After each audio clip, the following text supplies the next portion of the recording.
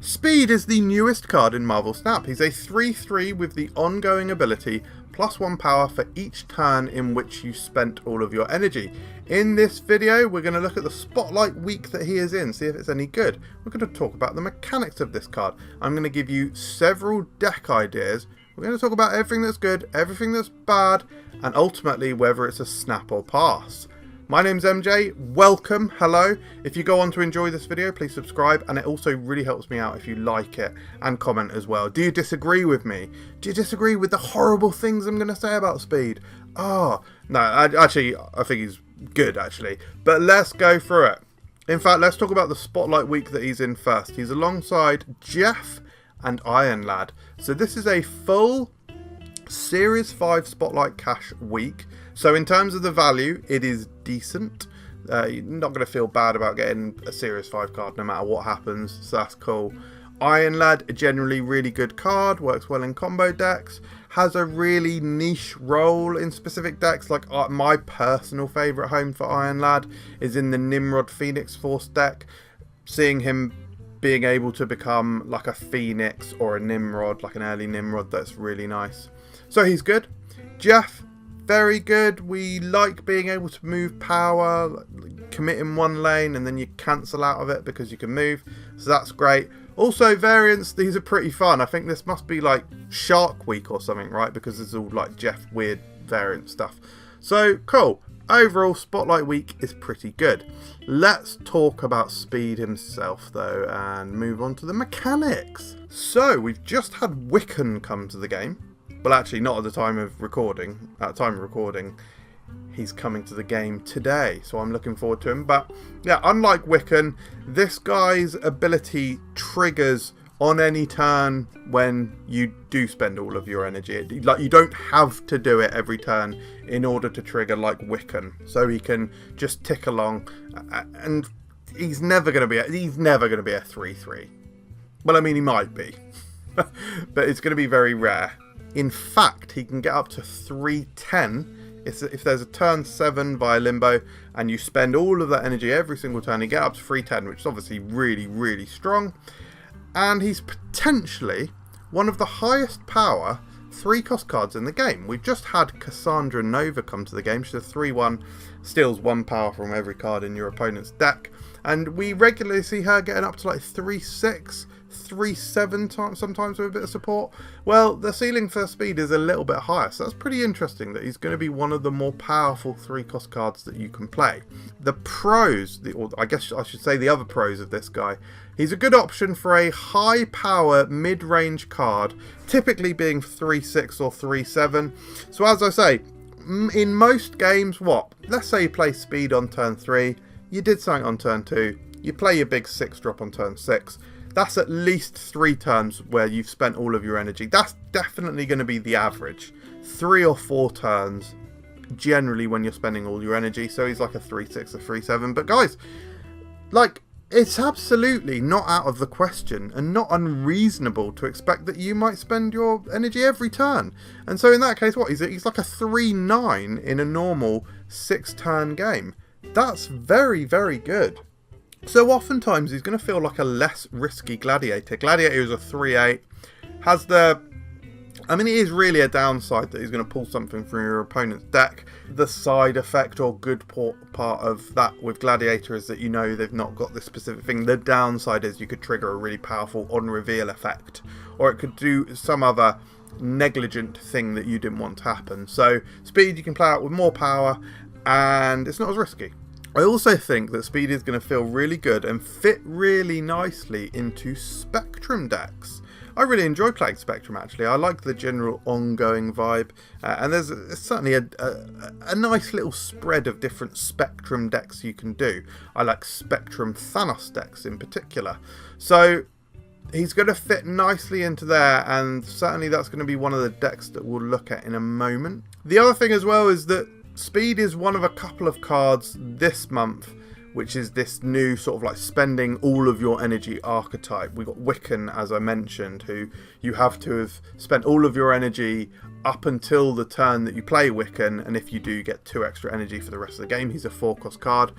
But this is just this new sort of sub-archetype. It's like almost the opposite of the high evolutionary archetype, which is about floating energy. This is about spending it, and we are likely to eventually get more cards that fit into this archetype, or at the very least that just synergize with it. So the cons, the downsides, first and foremost, this guy gets absolutely wrecked by Enchantress and Rogue. Like Rogue in particular is just going to be absolutely horrible, because your speed is going to be ravaged and come down to 3 power, an absolute nothing of a card, and they're gonna get a nice little power boost from it. So that Rogue is gonna feel like a really horrible Rogue swing. Like the other really bad Rogue swings are like Iron Man, Blue Marvel, that sort of stuff. So this is definitely going to feel like a bad one, and of course just gets devastated by Enchantress as well. And slightly on the flip side of that, it means that Speed has got some cool locations. So Onslaught Citadel is going to feel like a really nice way to properly secure that location with quite a cheap card. One thing that you do need to be careful of with Speed, especially when you're playing your Silver Surfer decks, your Spectrum decks, is that he might float into the Shang-Chi range, that 10 power. He might float into it fairly easily or fairly carelessly. Even think about locations which give you extra power. If you've got him there carelessly, again, he might creep up into it. So you've got to be careful of Shang-Chi. Don't underestimate the power that Speed can put out. Apologies, I keep taking a sip of water as well. It's a very hot day and this is extremely chilled. And the final con is that it's a fractionally awkward power to have in a Silver Surfer deck, because Silver Surfer has this sort of slightly awkward, difficult thing where you want to play 3-cost cards, but you also want to, because of speed, you want to spend all of your energy each turn. So you should be alright, certainly on turn 3, obviously you're going to play a 3-cost card. On turn 4, I mean, I kind of like playing Gwenpool in Silver Surfer deck, so hopefully you'll be alright on turn 5. Hopefully you're playing your Sarah, and then on turn 6 you're playing your 3-cost cards. So yeah, so it might be alright, but if you don't hit those key points, it's going to be a bit of a damp squib. So like, you're going to want to hit your Nova on turn 1. You're going to want to hit your Forge on turn 2, that sort of thing. So a little bit awkward in probably the best deck that he's going to be in, which is Silver Surfer, I think. We've already spoken a little bit about the counters in the con section, so let's just reiterate. Yeah, Enchantress and Rogue absolutely wreck this guy. I don't know what else to say, but I mean, maybe cards like Sandman. Especially like if you're playing a Silver Surfer deck, Sandman's going to ruin your day. Speed isn't going to get that extra tick. And the good news is things like Shadow King aren't going to work on Speed because it's an ongoing ability. But yeah, well, I'm saying words are coming out of my mouth and you are hearing them with your ears, or however you do that. So now let's talk about the key synergies and several deck ideas. So key synergies, we talk a little bit about the same kind of cards that we spoke about last week with Wiccan. We want to spend all of our energy each turn, so that means cards like Maria Hill and Hawkeye. These cards which generate cards which help you balance out your curve, they're going to feel generally good. Now, is there a world where there is a deck where we play this sort of curved out, spend all of your energy deck with these cards, Maria, with Kate, with Speed, with Wiccan? I actually think that's less likely at the moment. I have also got Wiccan as one of my listed key synergies here, because it is just something that works cohesively well together. I just don't think it's that strong. Maybe I'll be proven wrong. Maybe that'll be more interesting than I'm given credit for, but yeah. Otherwise, Silver Surfer, we've spoken at length about that. Spectrum, we've also spoken about that. But you might be surprised to see Captain America here. Captain America is a very interesting card.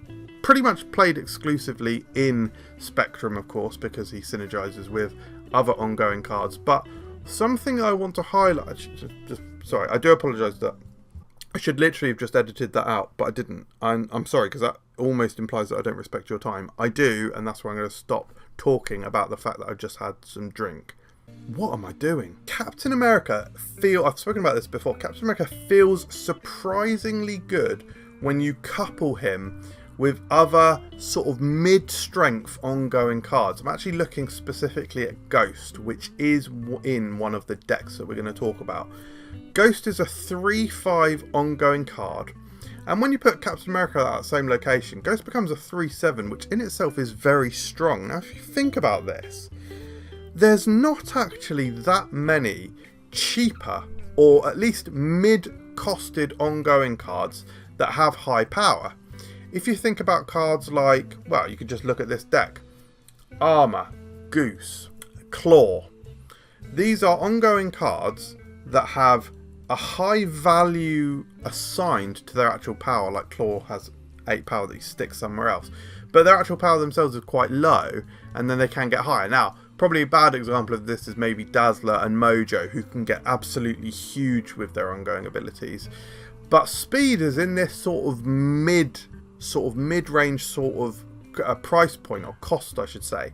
It costs 3 and he can get up to a pretty high power, 3/7, 3/8, pretty easily.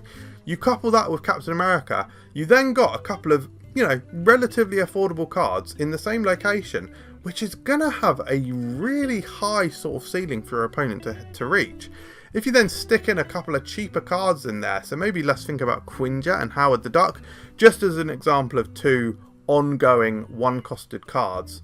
That is, what, 8 energy that you've spent at one location, and the power, let me calculate in my head, 3, 6, 7, 8, 17, 18, like easily going to be like 19 or 20 power. And you've still got, you know, your big final turns, because this could all be happening, kicking off on the earlier turns of the game. You've then got the rest of your game plan. I mean, just cap that off with Iron Man and Spectrum. Your 20 power, whatever it was, speed location goes up to bloody 28, and your Iron Man location goes up to bloody 16. Not bad, is it? But you've not even spent all your energy, so it's fine.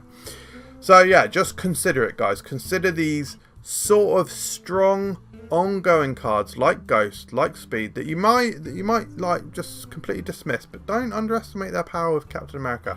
So let's talk about the decks, the actual specific decks. Let's talk about Roided Surfer. This is a pretty classic Silver Surfer hazmat style deck with Sarah in there and Luke Cage. But this is kind of, the reason I called it Roided Surfer is because this is about having some really high power, almost pillar style strong cards. So we've got Gladiator in here, we've got Shaw, we've got Speed. These are all 3-cost cards that themselves can get really high in power. To sort of feed into that a little bit as well, I've got Gwenpool in the deck to also balance out the curve. As I say, I don't play masses of Silver Surfer, but I have played a little bit this week, and I really love playing Gwenpool on 4, Sarah on 5, and then you just flood the board with, maybe you haven't got some of these pillars out, maybe, you know, maybe a turn 3 was the Gladiator, so you got one big tall guy out, and then maybe a final turn is Shaw, Speed, and Surfer. So you've got these you know, really quite capable cards that can get quite high. And then just the rest of this is the classic stuff. Nova, you've got Killmonger, you've got the hazmat sort of sideway winning. God, I'm struggling here. I'm struggling with the heat with this episode, guys. I'm sorry. That's fucking what? Oh God. Honestly, I've worded some of this terrible. You need to get a move. I need to take a note out of Speed's book and get this show on the bloody road. What I'm trying to say is, yeah, you've got these really high power cards, which is going to feel a little bit different to the classic Silver Surfer deck. Probably, like I said, I don't play Silver Surfer that much.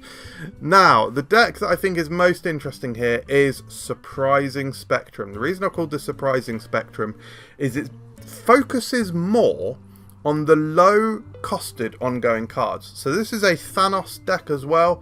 So we use the stones as our 1-cost cards and our ability to draw out all of our cards. And actually we've got enough low-costed cards in the deck that hopefully we're going to be able to play out a decent number of them. So cards like Mojo and Goose. Goose is going to be particularly strong here. In fact, I think Goose has great synergy with Speed. Speed is a card which can get certainly well above average power for their cost. couple it with Goose, and your opponent is really going to struggle to reach up to that location, especially if you then get the Captain America in there and then you're doing Spectrum stuff somewhere else. We love it.